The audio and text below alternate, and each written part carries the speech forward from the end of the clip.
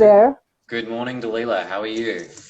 I'm well, thank you. It's afternoon here in Southern California, but good morning to you.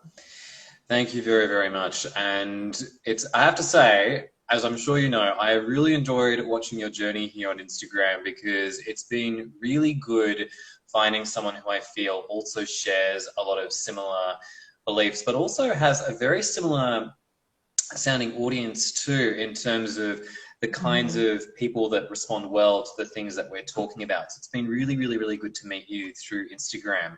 Can you tell people a little bit about yourself?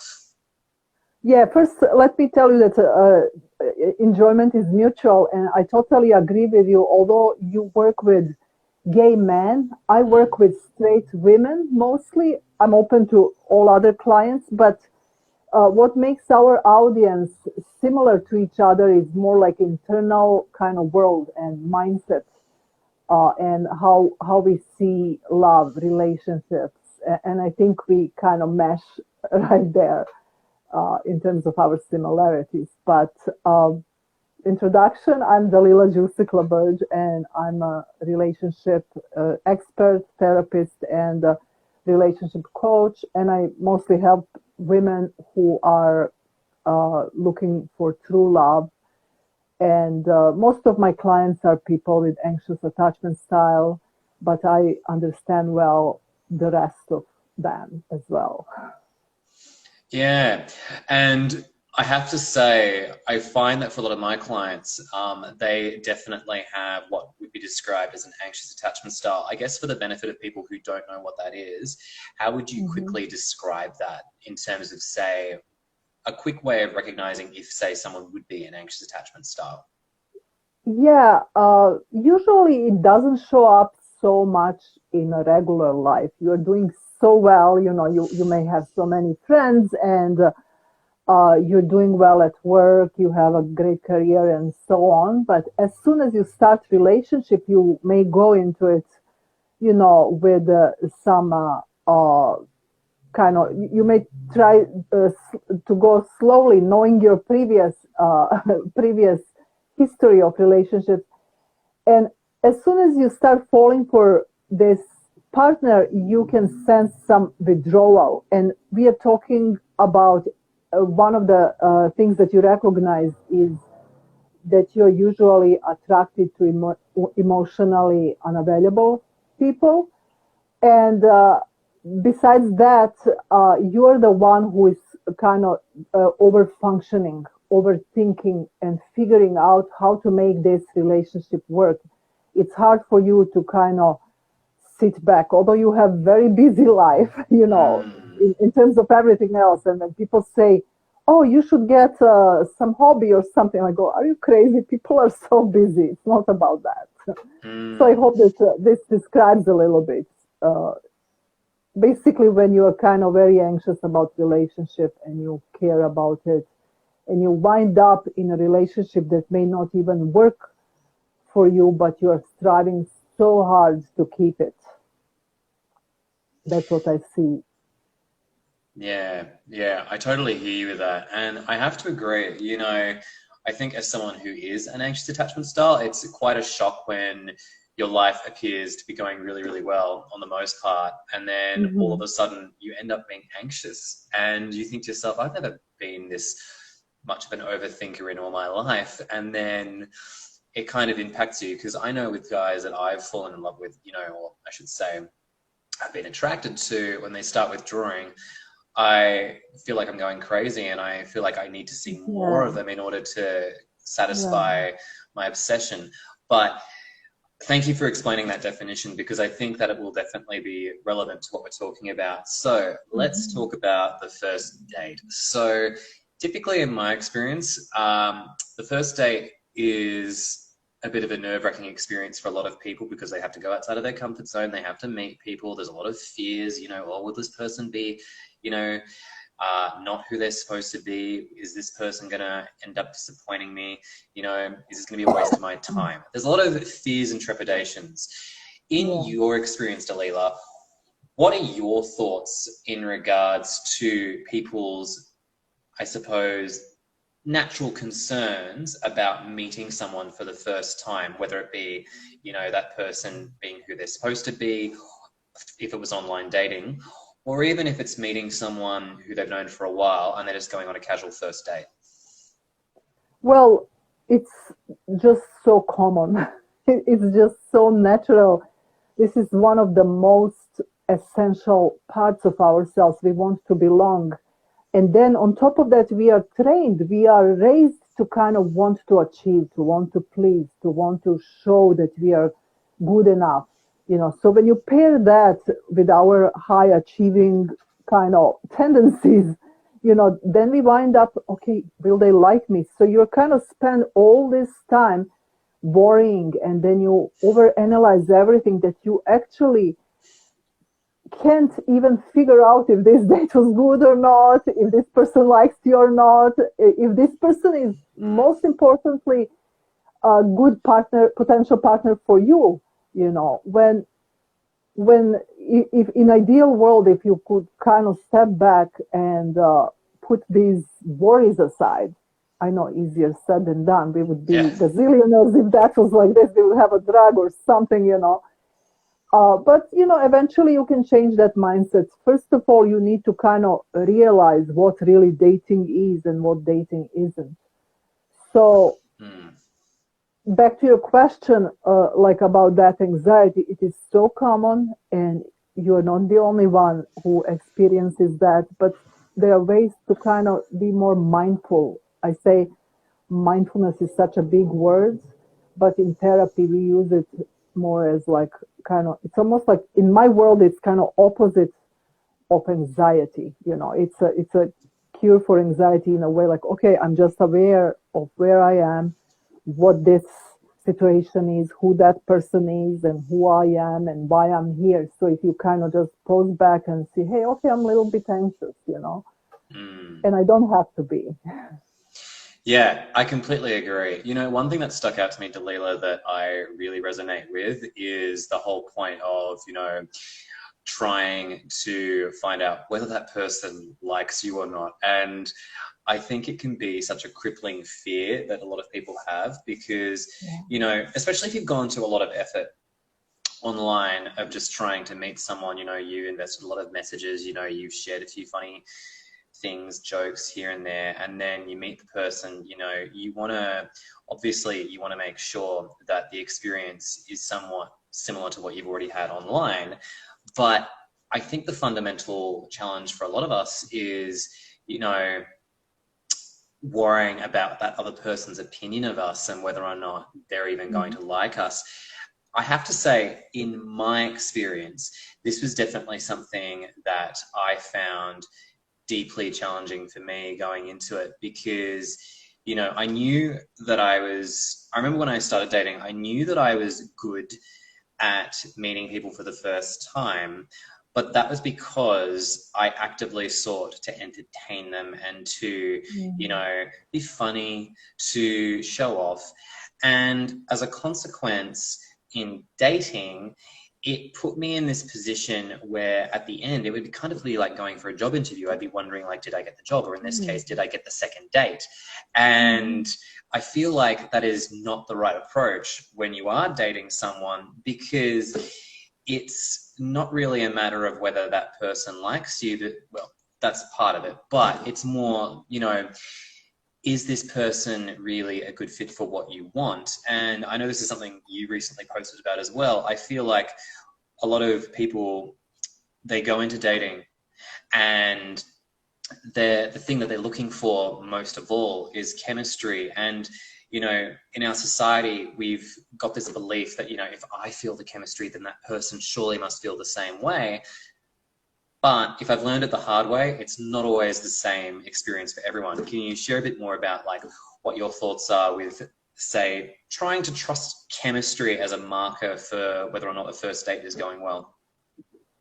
Well, first of all, you are so anxious as you described, and how are you supposed to experience if that's a real chemistry, or is that anxiety that comes from that roller coaster that you experience with any other person that is not good for you. You know, some people are attracted to these wrong people. I mean, we all been, and I mean, we all, maybe there are these wonderful, special, I don't know what percentage of people that are attracted to good people that are good for them. I don't mean these are bad people or good, but people who are not good match for us emotionally, you know.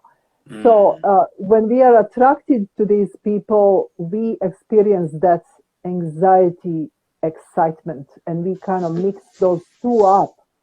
So that's definitely not a good marker of the good first date. The first date is supposed to be just that, you know, getting to know person, like that first impression. Can they be my friend? Do we have enough commonalities? You know, uh, I feel friendship. You should, if any of these aspects you should look for is more friendship than chemistry. And in my opinion, if you want a happy, lasting relationship, you should look for that chemistry to kind of grow. You should look whether your chemistry grows or, you know, and do you feel safe with this person emotionally? And and on a first date, it's going to be hard for you because everybody wants to put their best suit on, you know, their best self, which is fine. But, you know, what I suggest is rather kind of see if you two can laugh together. And I guess if you consider that a chemistry, you know, that's a good chemistry. You know, you and I can be friends and have good chemistry in that regard. But if you think of chemistry, that almost sexual excitement and that kind of desire to see this person and that kind of almost like high dopamine levels, you know, that's not necessarily good thing because you may wind up so attached to that person and then whole life, whole relationship you may spend just trying to make this work when you fail to kind of see if this person is right for you. You know, as much as you may admire them, they may not be good partners for you and they may not be able to love you back in the way you need to be loved by somebody. Yeah, I totally agree with that. I totally agree with that. I know that I had a situation with a guy this year, and this story will relate actually. It was the beginning of the year. I remember, you know, I remember thinking to myself about halfway through this date that was going really well. We were sitting at a bar together and thinking, you know, I can tell that I like this guy. And I remember even saying to him too, you know, hey, listen, you know, I really like you and I would like to see if this has the potential to go into a relationship. And he made an interesting comment saying something like, oh, you know, I can feel the chemistry too. And, you know, whilst, you know, it didn't necessarily work out, you know, when people use the expression love at first sight, I feel like my experience on that moment was a real great example of how that love at first sight that we think is, you know, instantly being attracted to the person who we meet on the first date may in fact be just physical chemistry where you're just meeting someone who you find physically attractive, which this guy is. It's just that, you know, I think it was also a matter of he was saying very, you know, things that were good, had similar interests, but even that on the first date didn't necessarily translate to long-term relationship material. I think that, you know, when we get that excitement, that rush of oxytocin and dopamine, and we think, you know, it's so easy for that to cloud our judgment and to also make us think, oh, this person is therefore suitable for everything that we want in life. But oftentimes, you know, we may find ourselves in a situation where the person that we are physically attracted to may not actually share the same values as us. And I know in my experience with this guy in particular, you know, he'd say the right things. You know, he'd say, oh, look, you know, I want to be in a long-term relationship, blah, blah, blah. But his actions started to go into that classic avoidant tendency, or for those that don't know it, like he started to, as you mentioned, to withdraw and, you know, to pull back, and that started to cause me to become anxious. So I guess a question on that, based on what you were saying before, Dalila, about, that building up of friendship, what do you think is the difference between someone who, excites you versus someone who is building towards friendship? Because I know that for a lot of people, there's that fear of meeting someone and thinking, oh, this is boring and I'm going to pass them up, but not realizing that that person might actually be good relationship material and also build chemistry in time. Yeah. So you're asking me what is the difference between person that you don't feel chemistry versus person with whom you feel chemistry? Is that what you're asking me? Yeah, I'd say so. And to add to that, what would then be what would be the marker then to recognize whether that person is actually relationship material? Yeah, the marker would be when, regardless of who we are talking about, person that you have chemistry with or person that you don't have chemistry, you need to give them more time for discernment, or for give yourself a chance to decide whether they're the right person for you. Your first date is there just to make sure that you want to see them for the next date. And my suggestion always is to date more than one person so that you can kind of feel and compare, oh, how do I feel with this person? So you can be that mindful person and sit back and kind of make that decision.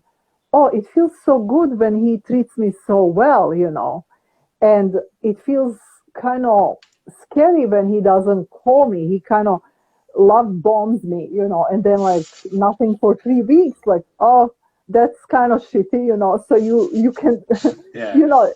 So these are kind of the differences. I'm not saying that necessarily if you have chemistry with somebody that's going to be the case, but I'm saying this is what you want to look for. So you want to see that chemistry and attraction growing over time, and you also want to see that safety and security, that they're there, that they're not flaky.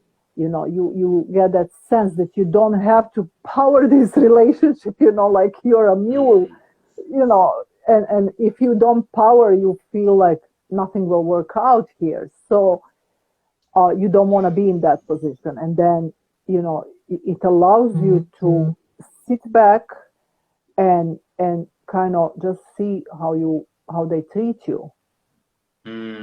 Yeah, I totally hear you, and I completely agree with that too. I think that for a lot of people, there is this need, I suppose, to put all your eggs in one basket. You have a good first date and you think, oh, well, maybe this is going somewhere, blah, blah, blah, and, we'll just sort of become invested in that person.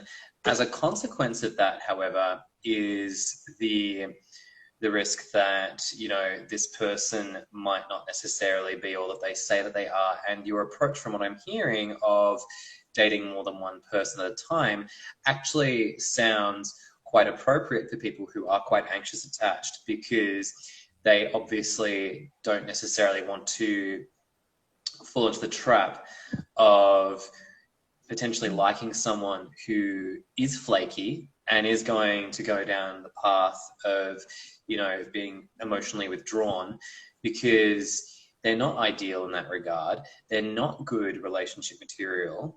And it sounds like something that I think a lot of people, as a method, of dating more than one person, is something that some people may not necessarily feel as comfortable with, because traditionally when we think about dating, most people who I've spoken to say that they prefer to date one person specifically at a time. How would you explain to someone with this attitude, like, what the benefits would be of dating more than one person at a time? Well, exactly as you described, and I already described, that you allow yourself to experience how it feels to be in company of this person and how it feels to be in company of other couple people, And so most importantly, you don't have to feel anxious whether they're going to call you or not, So you can kind of be relaxed more and feel that this is not it. You don't have to propel that relationship yourself and feel that if you don't propel, nothing will happen. So when you date more people, what I suggest also, besides dating more people, is communicating. You did say that this person may not be good for you, somebody who is emotionally withdrawn or who is avoidant type. What I would like to just add a little bit, that some people may be good, even though they're avoidantly attached, as long when you communicate with them that they are kind of receptive to it, and that they understand, that that's not something that you're looking for, and that they can kind of feel safe with you. You have to communicate in the way that they will feel safe with you to kind of open up with you. Because when you communicate openly from your emotions, not like correcting somebody and saying, oh, you suck, you don't call me, they say, okay, right? Why would I call you then? Bye, But if you say, hey, when you don't call me, it kind of makes me wonder if I should continue investing emotionally into this relationship. So they will say, oh, okay, she likes me. Maybe I can, I want to be liked, and I kind of like her. Maybe this person was just kind of speculating. If I call her too much, if I call this person too much, they will just be,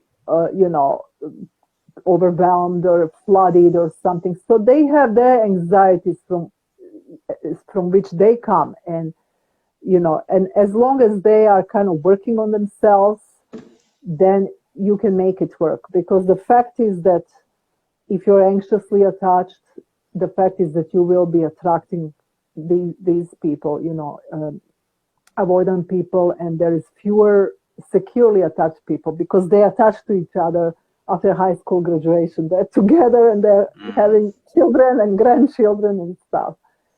So as long as you are both evolving and, communicating, you can develop these secure attachments together. Yeah, I completely agree. I completely agree with that approach too. And I like the fact that you mentioned calling it out. And also, like, if, for example, if you are a person who is dating someone who might be withdrawing, pulling away, saying, hey, listen, I'm not sure whether or not this is worth continuing to invest in, because, I don't, personally, when I'm not spoken to consistently, it makes me feel like I'm a non-priority. So it also begins to make me question whether or not I should continue investing in this. And I think it's interesting too, because whilst this is a conversation I could go down, a very different path. But I mean, I think one thing that's consistent, even on the first date, is that a lot of people on that first date are terrified of expressing what they're after out of a fear of appearing needy, clingy, or a bunch of other derogatory adjectives, because in society we've conditioned ourselves into thinking, oh, well, if we say that we're looking for a relationship, the guy will run. They'll be scared. And in my experience of dating people, especially when I was doing friends with benefits, the minute I put my cards on the table, people would often reply, thank you for being direct. I really appreciate it. So, I mean, it just goes to show that in this day and age, people have some very strange ideas as to what they should be doing, and reality says something completely different. Absolutely. Yeah, you have to remember that these people, when I say these people, your partner on the other side of the table in a coffee shop or wherever you are dating with somebody, they have these anxieties too. And when you put your cards on the table, as you said, it just kind of lowers their anxiety. Oh, okay, great. I don't have to play games. I'm so tired of this. Yeah. So we all go into this dating scene like, we don't want to play games, but then like we play games. And then what do you expect you're going to get back? Horrible bunch of people. It's so sucking, I hear all these like attributes. Like, I hate dating. I don't want, I'm giving up on love. There's no good man or woman, out there. And it's like, I hear from both men and women, I hear in gay community, everywhere is kind of the same conversation, the same negative attitudes about dating. But, if you put your cards on the table and say, you know what, I'm looking for love of my life. can you be that? You can be a little flirtatious, a little playful. And it's like, oh, it's a little challenge. I always like give this example. And, it makes you much more attractive, actually. And it also gives them a little challenge and say, oh, okay, so she's looking for something serious. And that's not necessarily me yet. When I say that I'm looking for love, I'm say on date with you here, and I say I'm looking for love, what about you? It doesn't mean like, oh my God, I want to marry you. You're Yeah. just saying, and that actually talks about your confidence. That's so attractive, opposite of what you think. It's highly attractive when you can express what you're after. I could not agree more with you. I could not agree more with you. And in fact, in my experience, I'd say that it's definitely true. Sure, those guys may not necessarily have been good relationship material, Yeah. but it doesn't matter, because you're absolutely right. Like, I think one of the first dating challenges I ever had was not putting my cards on the table one time, and that caused me to be in a lot of grief. And it was because I had this whole preconceived idea that I needed to, not show my hand, not appear needy, this is something that I feel is very common for not only gay men, but just people in general, which is this idea of, I'll meet the guy, see where it goes, see if I like him. We don't have to have any labels or titles to begin with. And then, at a point, we'll then see if we like each other and then be in a relationship. It's so wishy-washy.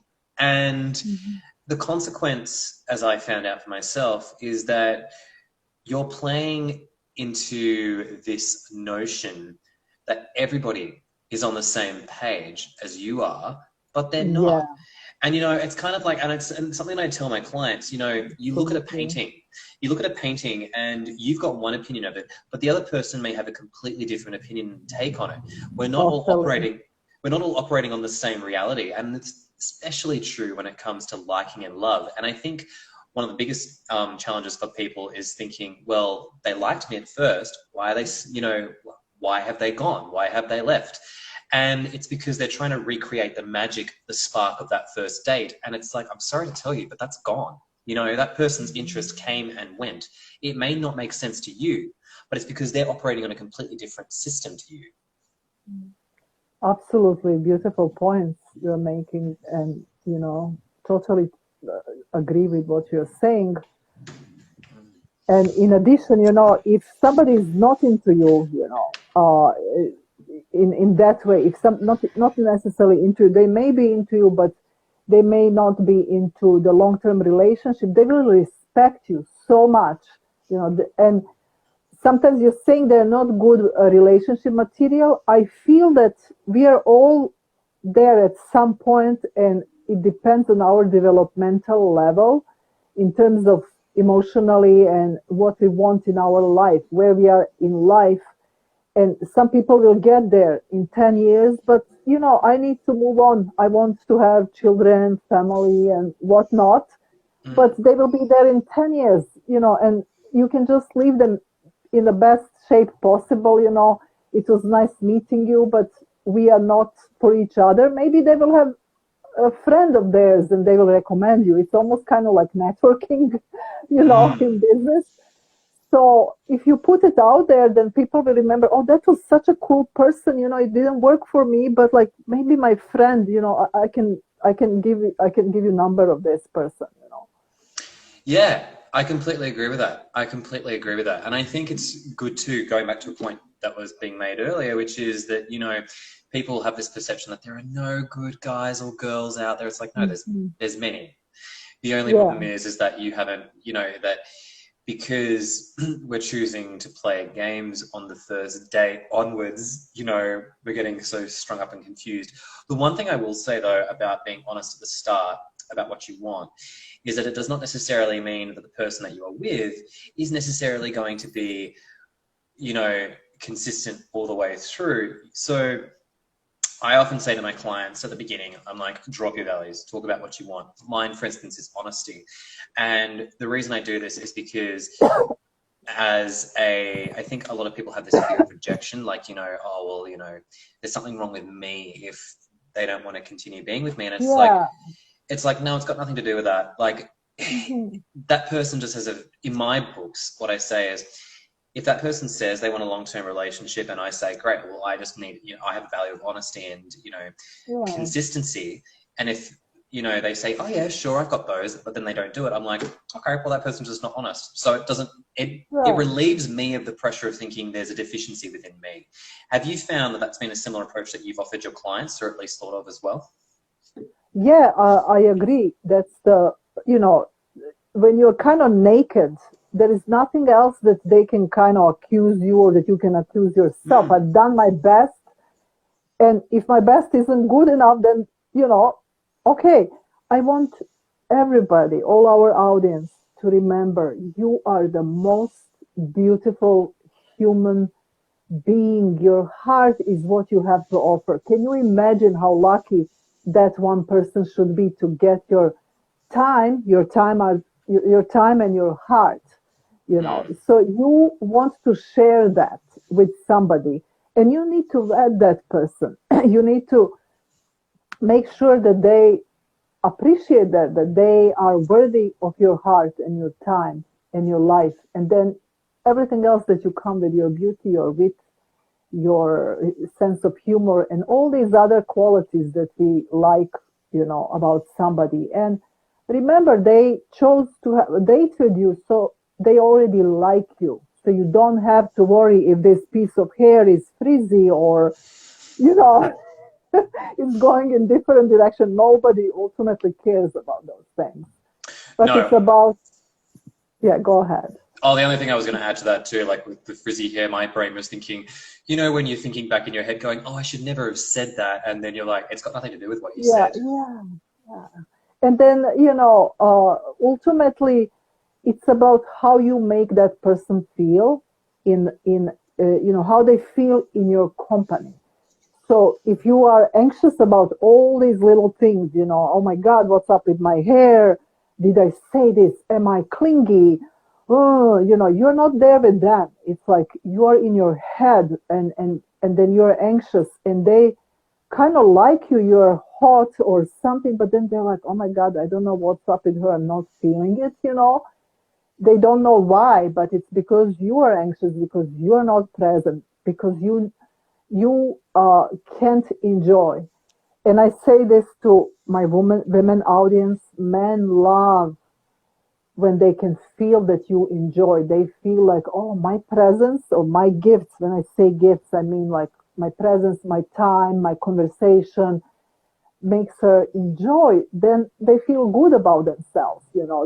So I'm sure it's the same in with your clients and your population. So we all like Yep. to be liked. We all like to make other people happy. And if you're constantly worried and wondering what do they think about me, then you don't allow yourself to receive. And then you want people to kind of figure out what it is that you want to give it to you. And when they fail, you feel betrayed when in fact you were not upfront.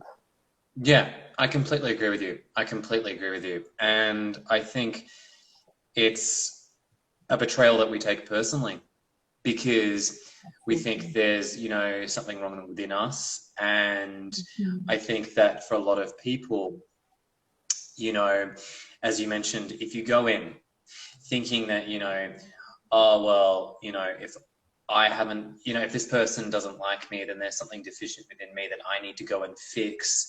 And then we go into these like, and then I've seen a lot of people, they'll shift things for the next time they go dating. You'll have these like anxious people pretending to be avoidance, like on the first date and Oh, trying, yeah. they overcorrect themselves and they're like, oh no, I'm going to play it cool. I'm not going to do what happened last time because I had my heart on my sleeve and then all of a sudden they ran and it's like, no, idiots. Like, sorry to be harsh, but like, take us, like, you don't need to take a step back. And you don't need to withdraw your heart from your sleeve.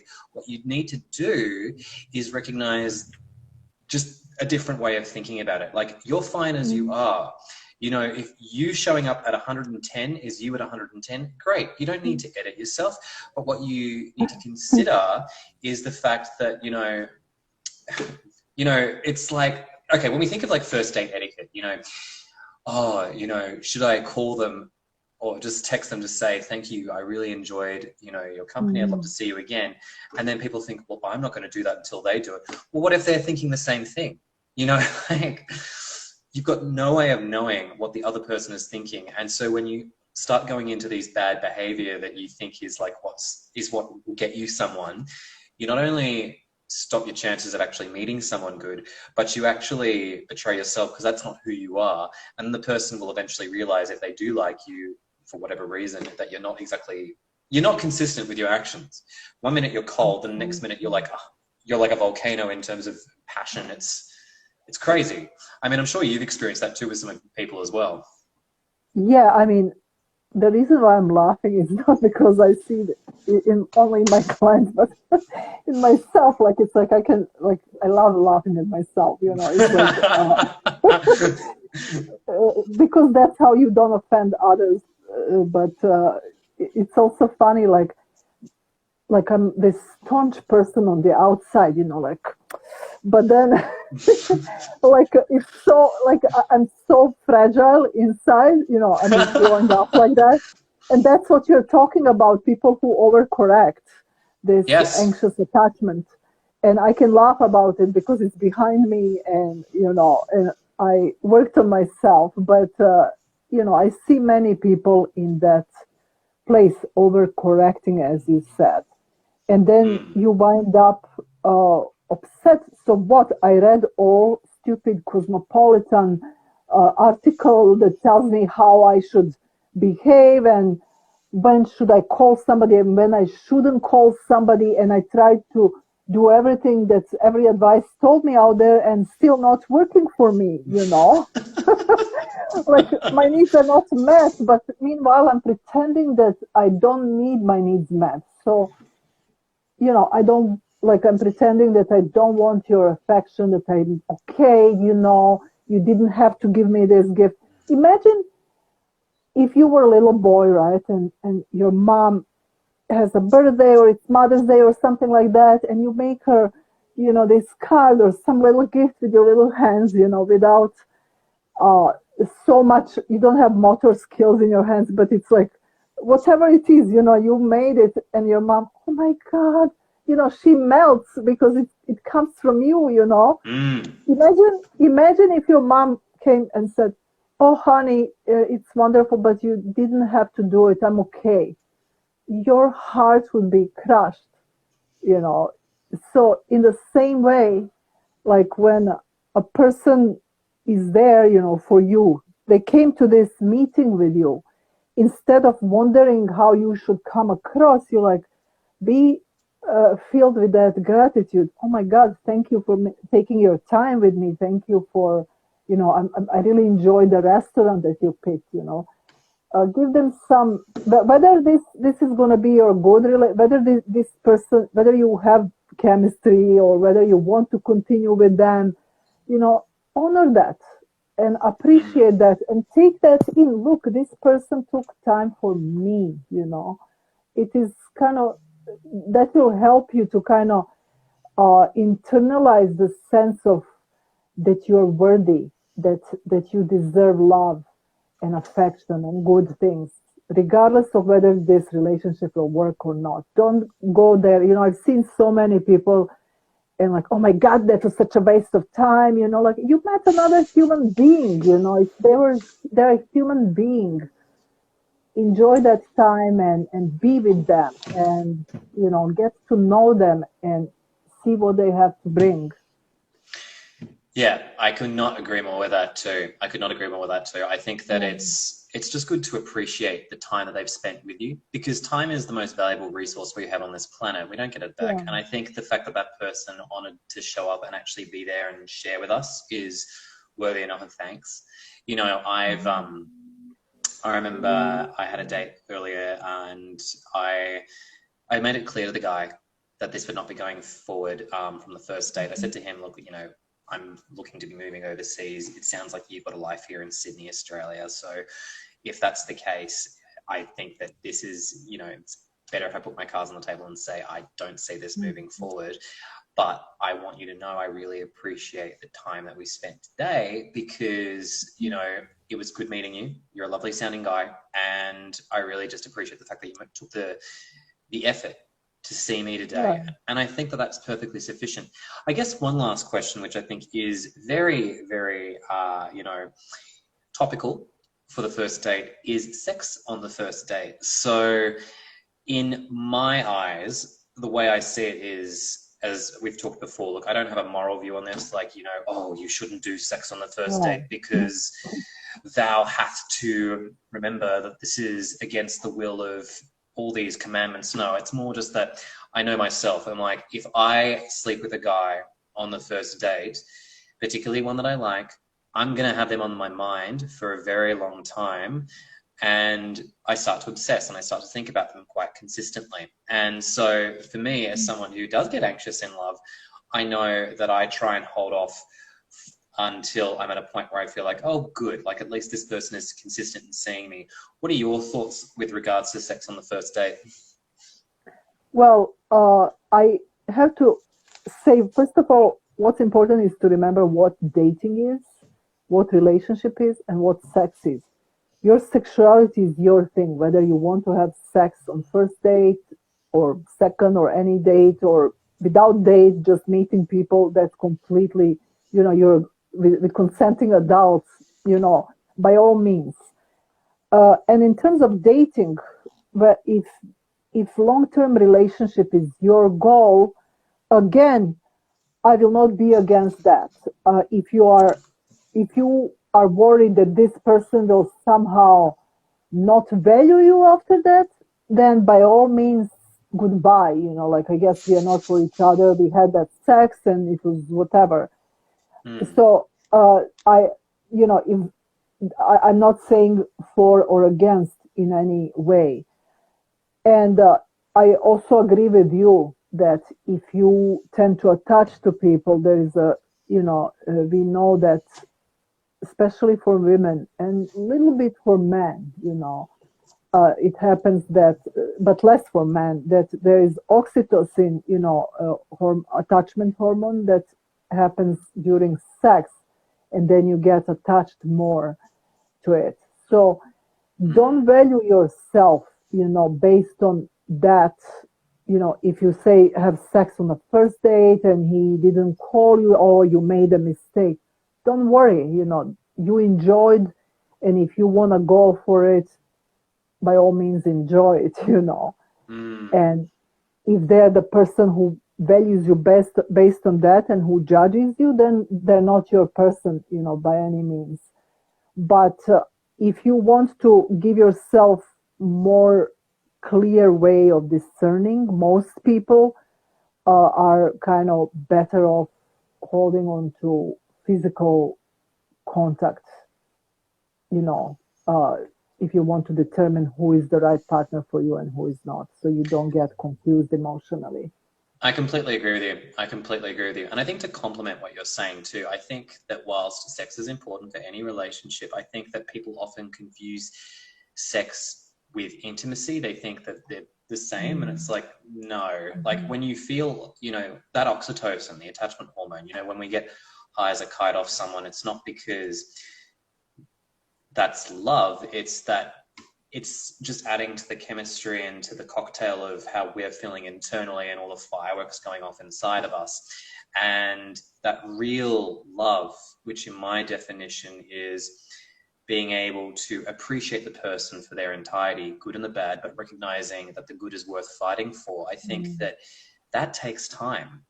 And that's what true love is. People say it's rare. It's like, no, it's not rare. You've got friends. You recognize your friends have got good and bad qualities to them, but you love them, your closest ones, of course.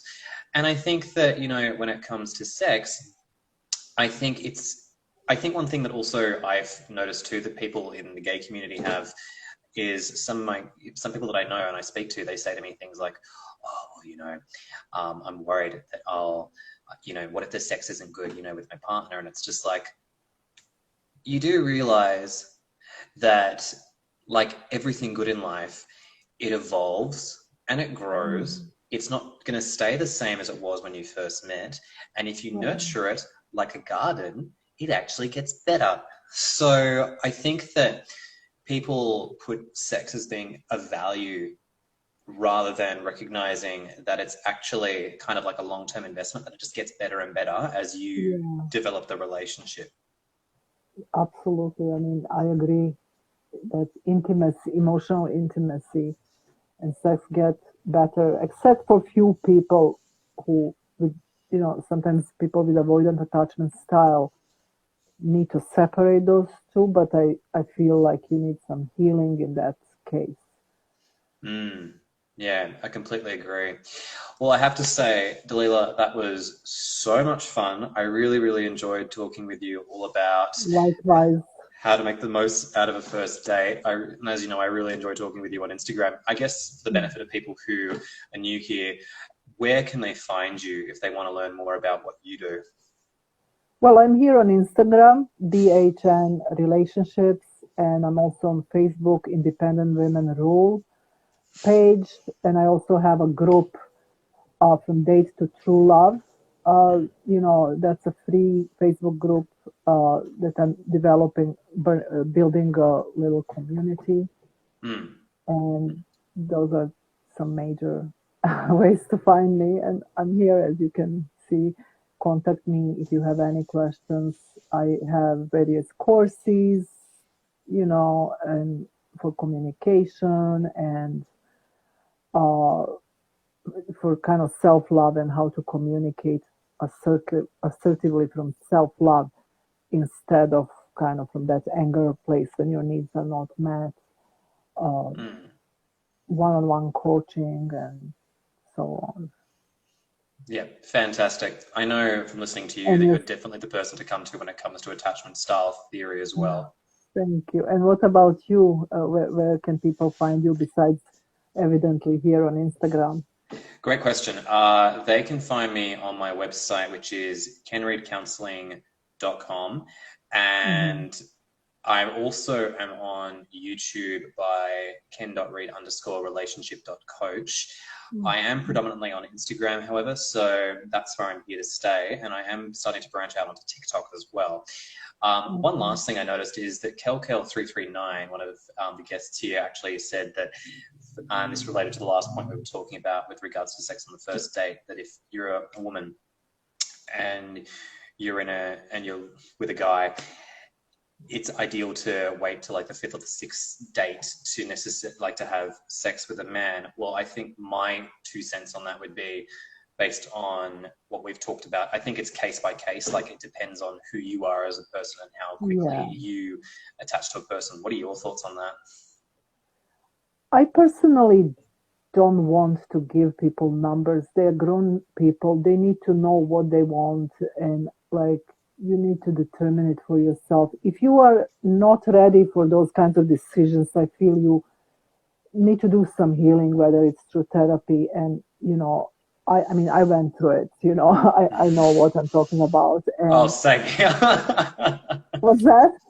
Same here. I know exactly what you're talking about. Yeah, like I mean, I don't feel we should tell, especially women, and I feel people who are kind of, we don't need to be told what we can do with our bodies, with our sexuality. I feel there is a whole kind of history of uh, patriarchal kind of domination that is there to tell us how we should behave on a date, what we should expect in our love lives, and how we need to be. In other words, like, oh, you should wait for a guy to ask you out. No, like that's the patriarchal things. And yes, I can respect your culture, but you can also initiate, be more Mm, empowered. What are the chances? You're like a little beautiful flower. You beautify yourself and in hope that somebody will see me. Hey, anybody sees me? Am I pretty enough for anybody to ask me out? No, instead go, hey, you're cute, you know, and see where that takes you. Be more proactive. Don't allow this patriarchal system to dictate, or your grandma or your mom, you know, who came from their own limiting beliefs telling you that you should date only these kinds of guys. So you wind up like your grandma tells you, oh, you should date guys that are less kind of attractive than you so that you can that you can feel more secure that they will not leave you. No, there is no guarantee. Even if you're the most gorgeous woman, you know, in the world, like so many actresses are cheated on, like, you know, so many beautiful people, there is no guarantee, you know, about that. And then you want to feel chemistry, but then you're going for safety. Those two kind of don't necessarily work together. So They are there is opposing so much forces. nuance to that. But there is somebody asking questions. Did you see these questions, or am I only Yeah, no, the I one who did. sees them? And that was the one that I saw from that too. Oh, And okay. Okay. yeah, other I than had that, hard time. yeah, no, Okay, go I ahead. managed to see that one as it came through. But other than that, though, Dalila, look, again, all I can reiterate is just say thank you so much. I really loved chatting with you this morning I or enjoyed afternoon. myself. Yeah. Yeah, it was really, really great fun. And I'm definitely sure that there might be an opportunity for us to do something like this again down the road. But other than that, though, thank you very much for your time and space on this. I really enjoyed it. And I hope you have an amazing rest of your afternoon. You too. See you, Leila. Bye.